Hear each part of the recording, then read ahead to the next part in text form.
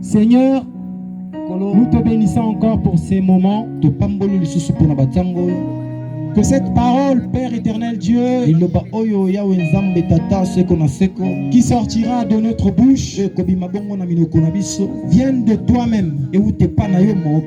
Seigneur, nous ne sommes que des instruments inutiles. Utilise-nous comme tu le veux.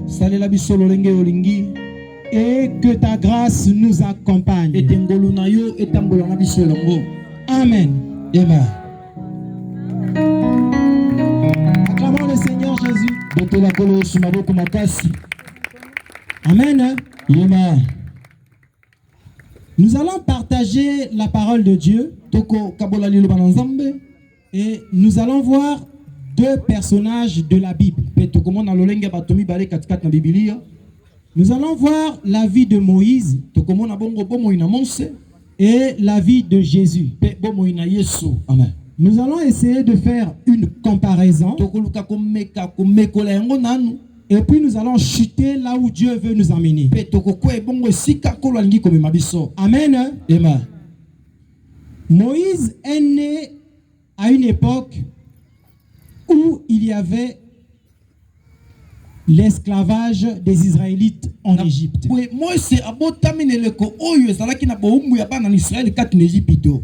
Moïse donc a failli être tué dès sa naissance. Amen. Mais Dieu a fait grâce. Moïse n'a pas été tué. Moïse a été jeté dans les eaux. Et la fille de Pharaon l'a recueilli. Moïse a grandi chez Pharaon en étudiant les coutumes égyptiennes,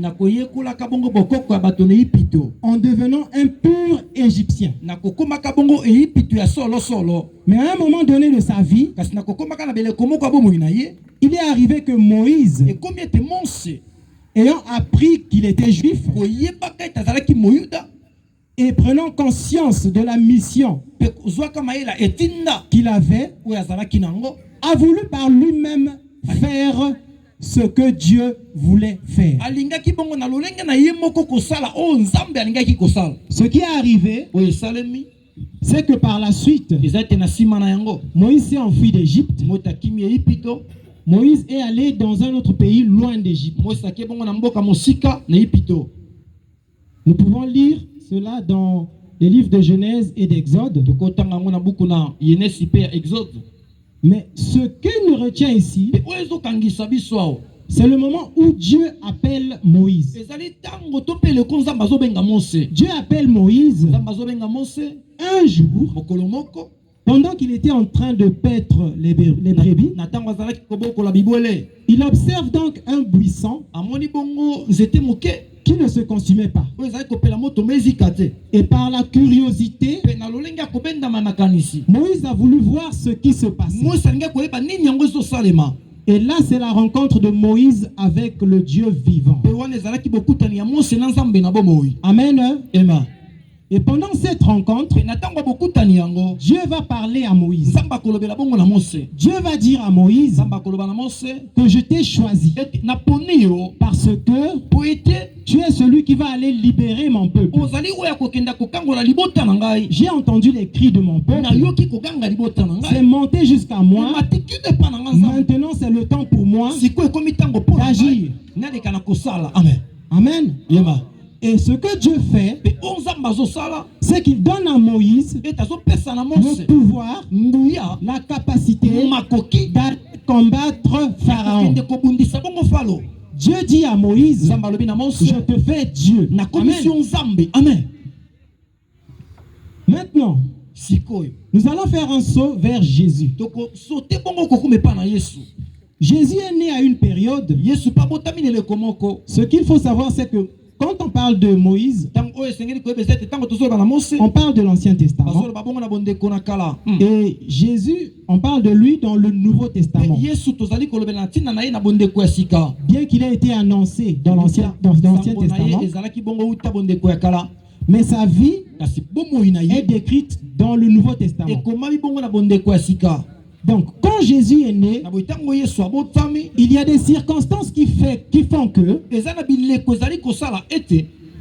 on en veut à la vie de Jésus. Le roi de l'époque, Hérode, craignant pour son trône, a voulu faire tuer tous les enfants qui étaient nés à cette époque. Parce que lorsque les mages sont arrivés chez lui, ils lui ont dit qu'il y avait un roi qui était né. Alors, Moïse a failli être tué à sa naissance. Jésus a failli être tué à sa naissance. Amen. Jésus grandissant, face à la persécution, est allé dans un autre pays.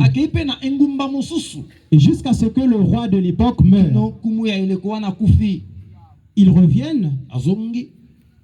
Et jusqu'à ce qu'il ait atteint l'âge de 30 ans. À ce moment-là aussi, quelque chose se passe.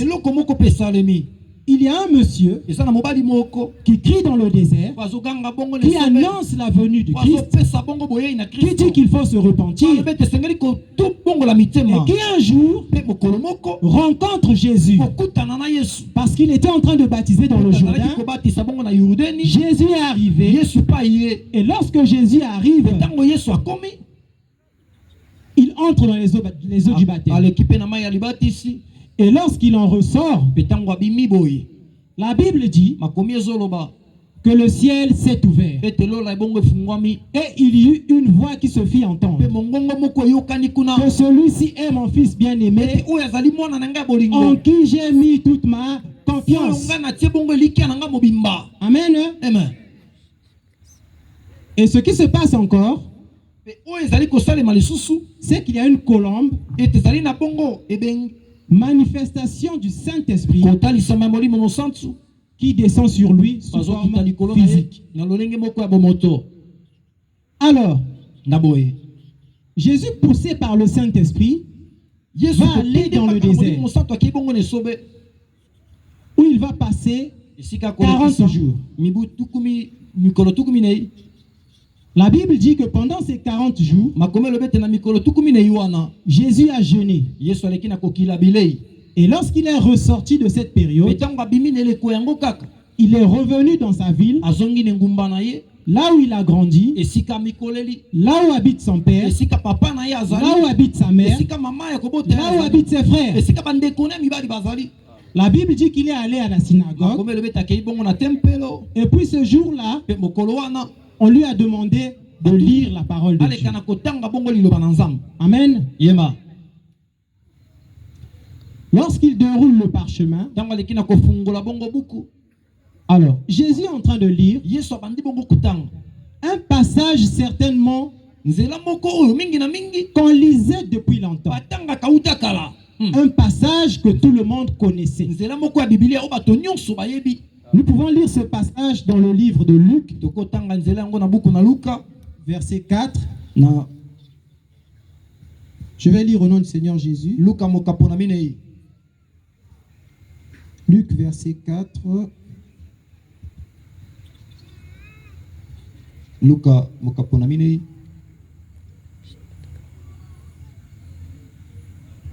Luc, verset 4, à partir du verset 18.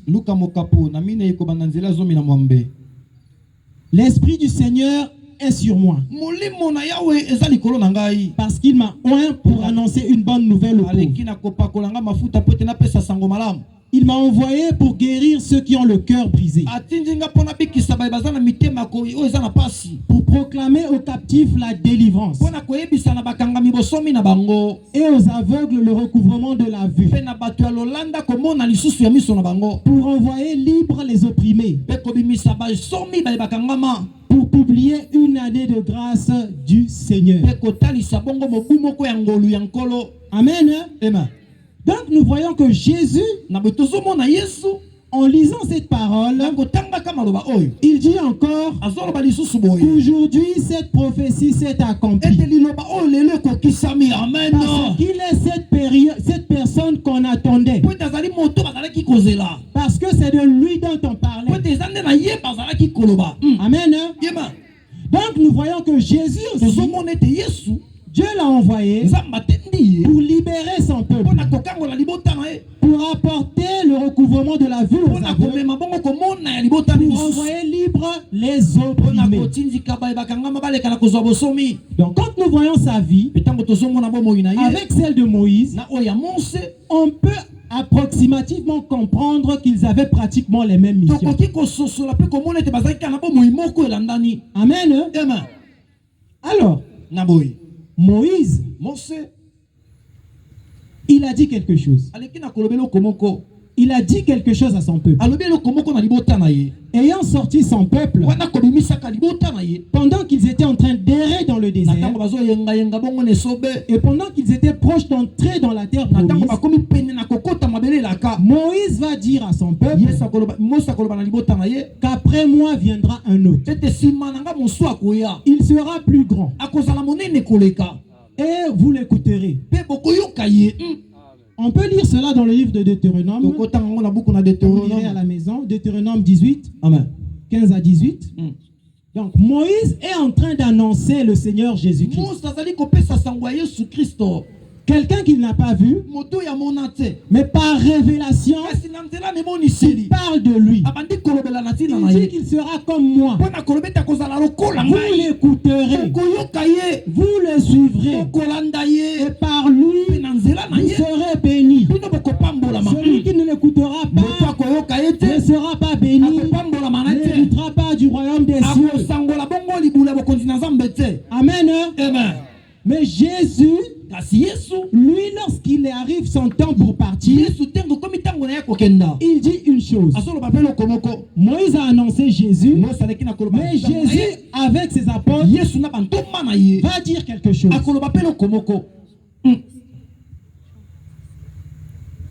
Jésus va dire ceci. On va lire dans Marc 16, 15.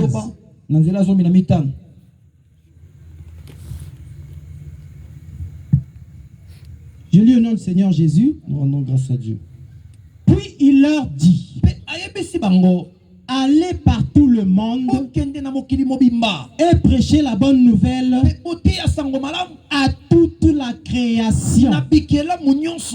Celui qui croira et qui sera baptisé sera sauvé. Mais celui qui ne croira pas sera condamné. Voici les miracles qui accompagneront ceux qui auront cru.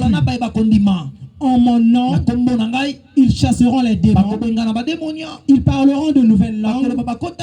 Ils saisiront des serpents. S'ils boivent quelques breuvages mortels, il ne leur fera point de mal. Ils imposeront les mains aux malades et les malades seront guéris. Le Seigneur, après leur avoir parlé, fut enlevé au ciel et il s'assit à la droite de Dieu. Et ils s'en allèrent prêcher partout, le Seigneur travaillant avec eux et confirmant la parole par les miracles qui l'accompagnaient. Est-ce qu'on peut acclamer la parole du Seigneur?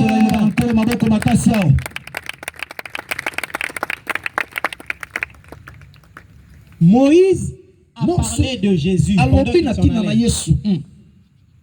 Moïse n'a parlé que d'une seule personne. Jésus.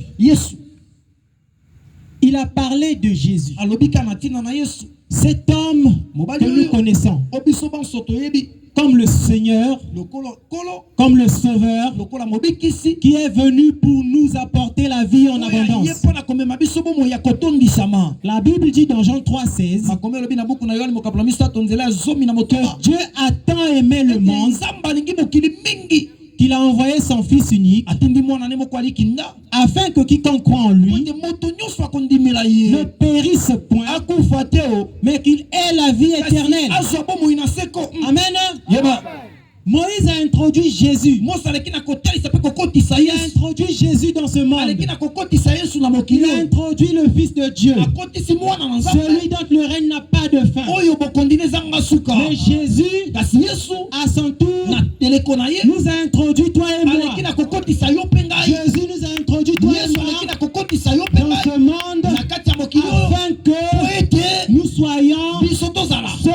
envoyé afin de prêcher la bonne nouvelle à toute la création. Alléluia. Amen. Dans Romains 8, il est écrit que la création attend avec ardent désir la révélation des fils de Dieu. Ceux qui ne sont pas nés de la chair, mais de l'esprit. Nous sommes les fils de Dieu. Parce que nous avons cru en Dieu. Parce que nous faisons la volonté de Dieu. Nous venons maintenant rentrer dans ce champ. Dieu nous demande d'aller partout et d'apporter la bonne nouvelle à toute la création. Nous sommes ces enfants de Dieu qui devons partir. Qui devons aller prêcher la bonne nouvelle afin que notre Seigneur soit glorifié sur la terre. Amen. Nous devons faire connaître le nom de Jésus sur toute la terre. Sur toute la terre. Ce n'est pas seulement à Wesso, ce n'est pas seulement à Ngombe, ce n'est pas seulement à Pokola, ce n'est pas seulement à Brazzaville, ce n'est pas seulement à Pointe-Noire, mais partout où Dieu nous enverra. Ce qu'il faut comprendre, c'est qu'il existe plusieurs dieux, mais les autres dieux sont des dieux qui ne parlent pas, qui ne voient pas, qui n'écoutent pas. Mais notre Dieu est le Dieu vivant, notre Dieu est celui qui guérit, notre Dieu est celui qui sauve, notre Dieu est celui qui restaure, notre Dieu est celui qui apporte la paix. Et ce soir, Jésus vient à nous avec son esprit afin que nous-mêmes nous soyons libérés à travers notre libération. Nous puissions aller libérer les autres, apporter la restauration, apporter la guérison, apporter la paix, apporter la suite des miracles. Jésus a guéri les malades. Il dit que si tu crois, tu guériras les malades. Jésus a rendu la vie aux aveugles. Il dit si tu crois, tu rendras la vie aux aveugles. Jésus a ressuscité les morts. Il dit si tu crois, tu ressusciteras les morts. Alléluia. Jésus a guéri les paralytiques. Si tu crois, si tu vas faire la même chose, c'est impossible. Celui qui croit, tu feras la même chose. Tu vas la grande chose.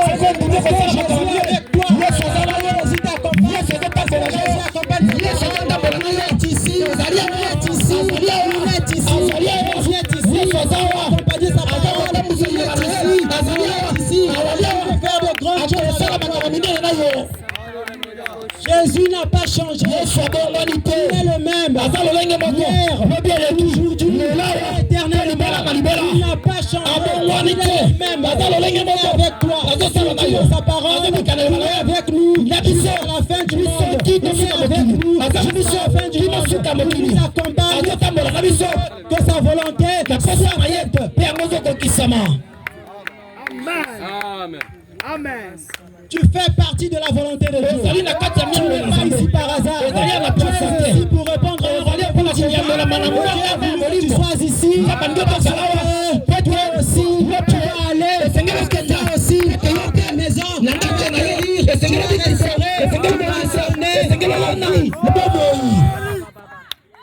Gloire au Seigneur. Alléluia. Que Dieu te bénisse. Nous sommes des enfants de Dieu. Nous sommes fils de Dieu. Nés de l'esprit. Et le Saint-Esprit est avec nous. Le Saint-Esprit nous accompagne. Amen. Si tu crois avec moi ce soir, tu auras encore de plus grandes choses. Parce que rien n'est impossible. Que Dieu te bénisse encore. Amen. Jésus n'a pas dit que si vous ne croyez pas, vous ferez de grandes choses. Jésus a dit si vous croyez, il suffit de croire. Il suffit d'avoir la foi. Amen. Alléluia. Mais avant cela, Jésus a donné un secret. Un secret à ses disciples. Il a dit, je vous ai dit ces choses. Vous le ferez. Vous ferez encore de plus grandes choses que moi. Ce que j'ai fait, ce n'est rien. Ce que j'ai fait, c'est juste des miettes. Mais à vous, je vous dis, si vous croyez, vous ferez de plus grandes choses. Des choses qui ne sont même pas écrites dans la Bible. Des choses qui ne sont même pas écrites dans la Bible. Parce que Dieu, tout ce que Dieu peut, tout ce que Dieu veut, n'est pas contenu dans la Bible. C'est lui qui a écrit cette histoire avec Jésus.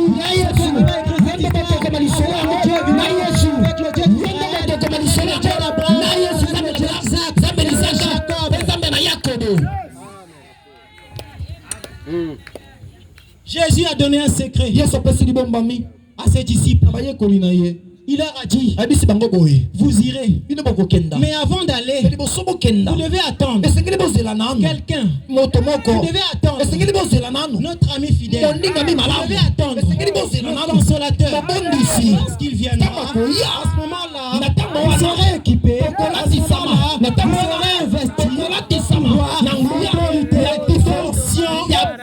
Afin d'aller réveiller les morts, afin d'aller guérir les paralysés, afin d'accomplir toutes sortes de miracles. Gloire. Alléluia. Les disciples ont entendu. La Bible dit, dans le livre des Actes des Apôtres, dans le chapitre 2, qu'ils étaient tous réunis dans la chambre haute. Ils attendaient la promesse que Jésus-Christ avait faite, la promesse que Jésus-Christ leur avait donnée. Ils étaient là en train de prier, ils étaient là tous ensemble, en train de dire, Seigneur, nous attendons à toi, Seigneur, envoie-nous le Paraclet, Seigneur, envoie-nous ton esprit, Seigneur, envoie-nous ton esprit, envoie-nous ton esprit, envoie-nous ton esprit. Ils étaient là, depuis longtemps, en train de jeûner, en train de prier, en train de jeûner, en train de prier. Et subitement, la Bible dit, il y a eu un grand tremblement, un vent impétueux, souffla dans la chambre, et des langues de feu apparues. Des langues de feu apparues. Des langues de feu apparues. Ils étaient 120. Ils étaient 120. Et il y avait 120 langues de feu. Sur chaque tête. C'était décidé à les équiper. C'était décidé à accomplir sa promesse. Ce jour-là, la Bible dit, ils parlèrent de leur nouvelle langue. C'était la cacophonie. Alléluia. C'était la cacophonie. Jérusalem a bougé. Jérusalem a bougé. Là, plusieurs nations étaient présentes à Jérusalem. Aujourd'hui à Ouesso, on dit que Ouesso est une ville cosmopolite. Il y a plusieurs nations à Ouesso. Il y a plusieurs langues à Ouesso. Ce jour-là, le simple pécheur, les gens sans instruction, parlaient toutes les langues du monde. Ils parlaient toutes les langues du monde. Tous ceux qui étaient venus en pèlerinage à Jérusalem, ils allaient les écouter dans leur propre langue. Ces gens-là ne comprenaient pas. Des gens sans instruction, des gens qui n'ont jamais parlé des langues, ils ne connaissaient pas, ils n'avaient même pas appris la langue, mais ils parlaient, les gens se repentaient, la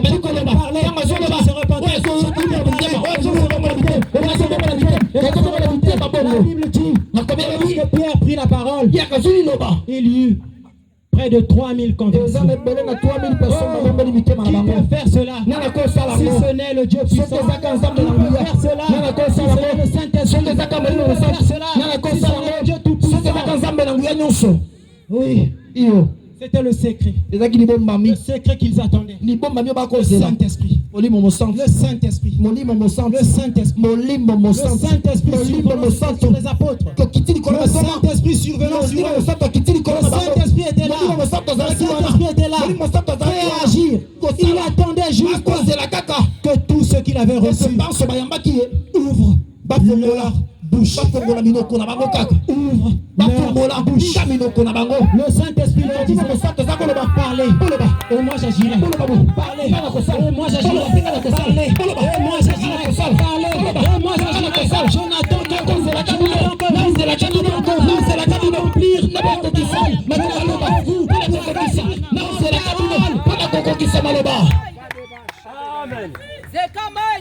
Le Saint-Esprit, il était là, en action. En train de se mouvoir, en action. Il était là, et les apôtres, ils ont commencé à se dépasser. Ils ont commencé à sortir. Oh là, ceux qui étaient peureux, ceux qui n'arrivaient pas à parler, ce jour-là, la Bible dit, le Saint-Esprit les a rendus courageux. Ils avaient reçu un courage incroyable. Le Saint-Esprit n'a pas l'esprit de timidité, mais l'esprit de force. Il pouvait faire des choses dont il n'avait pas le soupçon, le moindre soupçon. Pierre et Jean, la Bible dit que ce jour-là, ils partaient au temple. Et il y avait là un paralytique qui était habitué à mendier, qui était habitué à demander de l'argent, qui était habitué à demander de l'argent chaque jour. Il ne pouvait pas travailler dans son état. Il était là chaque jour. Certainement, ses frères l'amenaient, ses soeurs l'amenaient, il le posait là. Mais ce jour-là, Pierre et Jean, en partant au temple, ils sont arrivés. Ils l'ont vu. Et lui s'attendant à recevoir quelque chose, de l'argent, une pièce, certainement pour acheter quelque chose.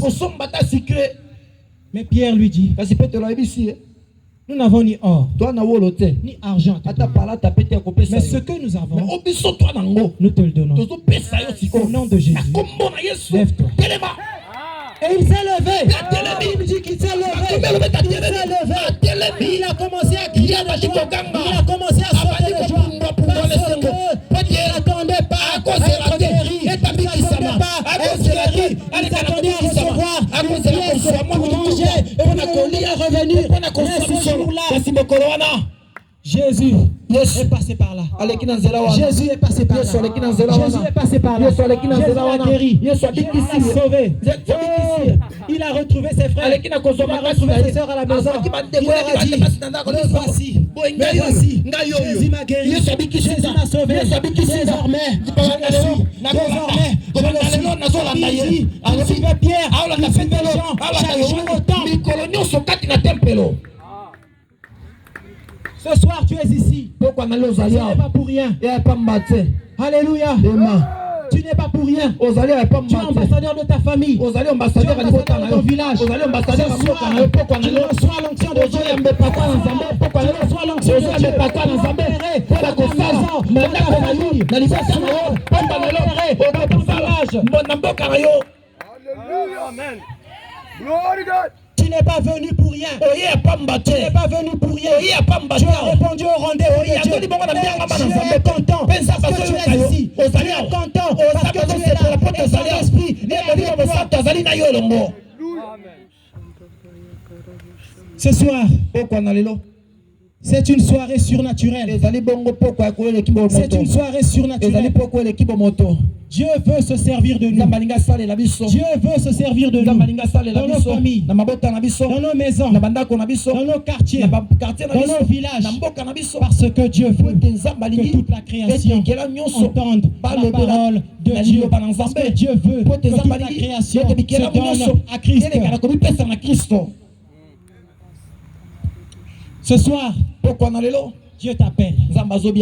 Ce soir, Dieu t'invite à ouvrir ton cœur. Dieu t'invite à ouvrir ton cœur. Parce qu'il veut faire quelque chose de nouveau. À partir d'ici, à partir de Wesso.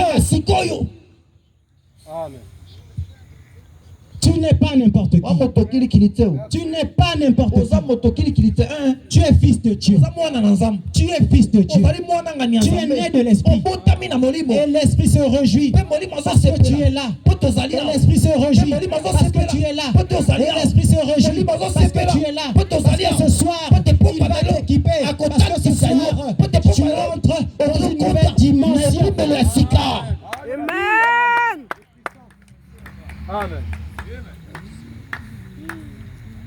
Le Saint-Esprit veut juste que nous puissions ouvrir nos cœurs. Le Saint-Esprit veut juste que nous puissions l'accueillir. Le Saint-Esprit nous demande juste d'ouvrir nos cœurs afin qu'il rentre, afin qu'il s'installe, afin qu'il commence à opérer.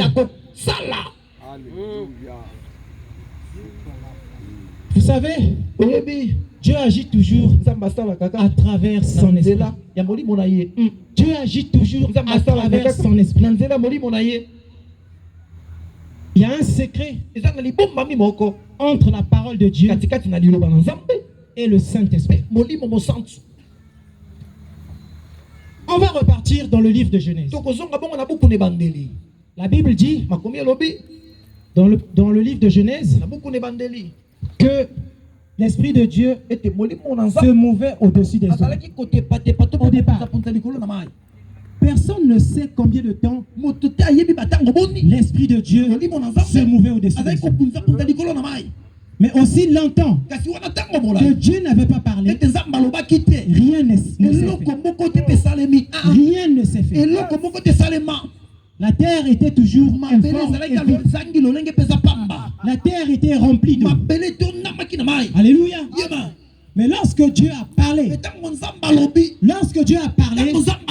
vous savez ce qui s'est passé. Le Saint-Esprit s'est empressé de prendre la parole de Dieu et de le transformer afin que cette parole devienne vie, afin que à travers la parole de Dieu quelque chose se fasse.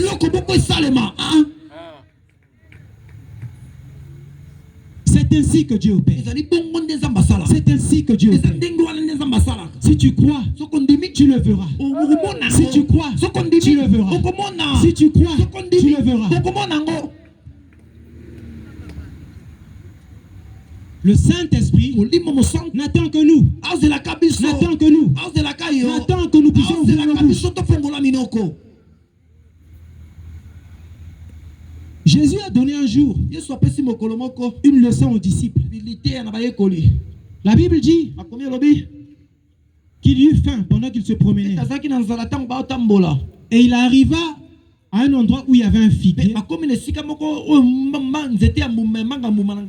Le figuier avait des feuilles vertes. Alors, Jésus pensait peut-être qu'il pouvait trouver un fruit, le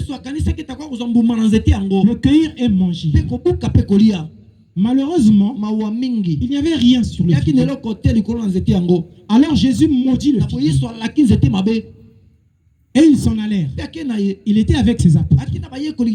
La Bible dit que le lendemain, ils sont repassés sur le même chemin.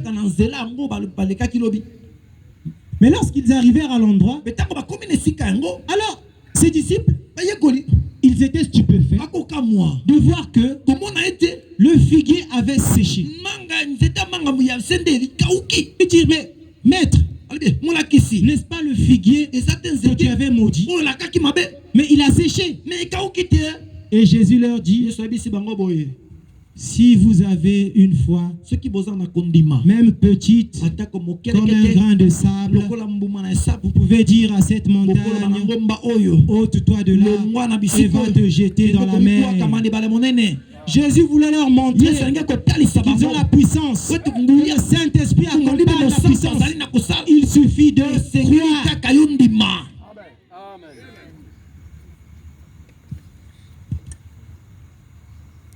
Jésus n'a pas changé.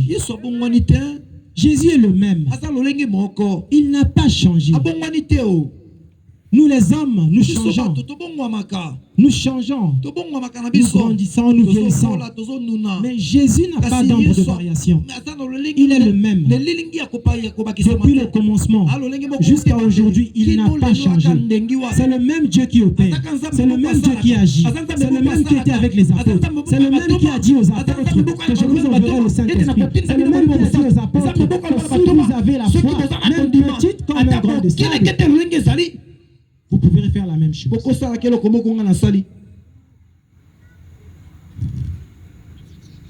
Ce soir, j'aimerais t'inviter à te lever. J'aimerais t'inviter à te lever. Là où tu es.